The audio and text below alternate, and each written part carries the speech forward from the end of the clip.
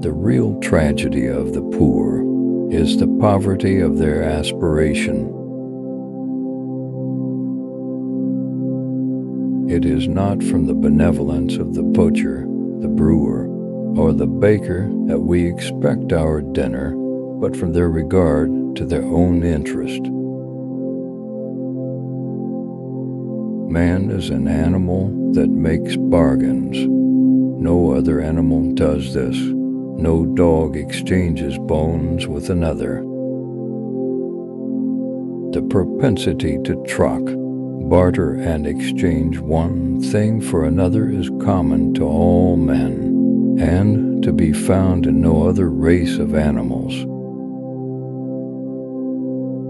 Science is the great antidote to the poison of enthusiasm and superstition. No society can surely be flourishing and happy, of which the far greater part of the members are poor and miserable.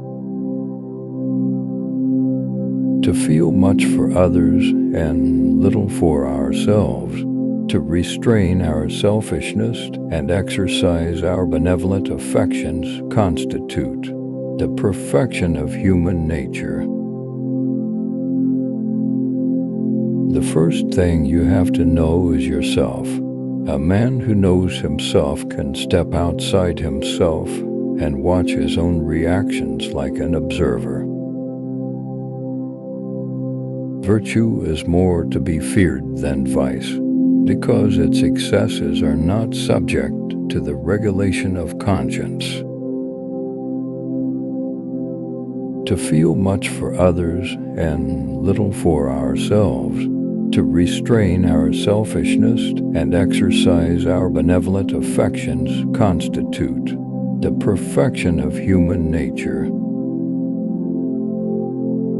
Labor was the first price, the original purchase money that was paid for all things. It was not by gold or by silver, but by labor that all the wealth of the world was originally purchased. The real and effectual discipline which is exercised over a workman is that of his customers. It is the fear of losing their employment which restrains his frauds and corrects his negligence. The value of any commodity, therefore, to the person who possesses it and who means not to use or consume it himself, but to exchange it for other commodities, is equal to the quantity of labor which it enables him to purchase or command. All money is a matter of belief. It is not very unreasonable that the rich should contribute to the public expense, not only in proportion to their revenue, but something more than in that proportion.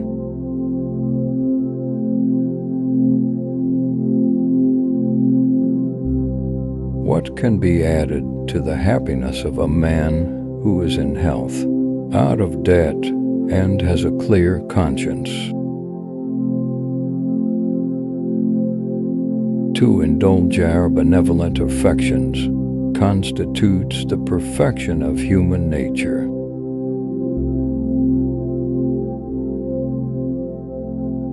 The propensity to truck, barter, and exchange one thing for another is common to all men, and to be found in no other race of animals.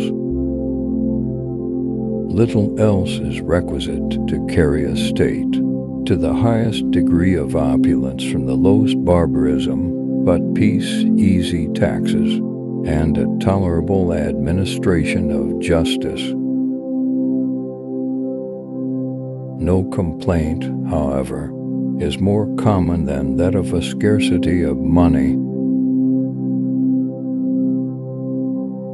Civil government, so far as it is instituted for the security of property, is in reality instituted for the defense of the rich, against the poor, or of those who have some property against those who have none at all.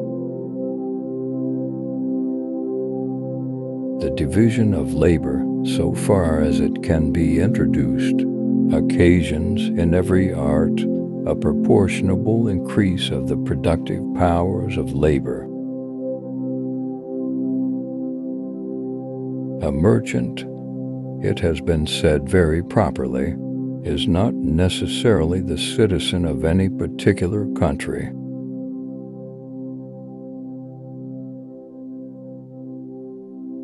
The uniform, constant, and uninterrupted effort of every man to better his condition, to increase his wealth and power, to accumulate capital not for the public interest, but for his private interest, drives the progress of society. The great source of both the misery and disorders of human life seems to rise from overrating the difference between one permanent situation and another. With the greater part of rich people, the chief enjoyment of riches consists in the parade of riches. What can be more absurd than the practice that prevails in our country of men and women not following the same pursuits with all their strengths and with one mind, for thus the state, instead of being whole, is reduced to half. Happiness never lays its finger on its pulse. The property which every man has in his own labor, as it is the original foundation of all other property, so it is the most sacred and inviolable. Man is an animal that makes bargains. No other animal does this.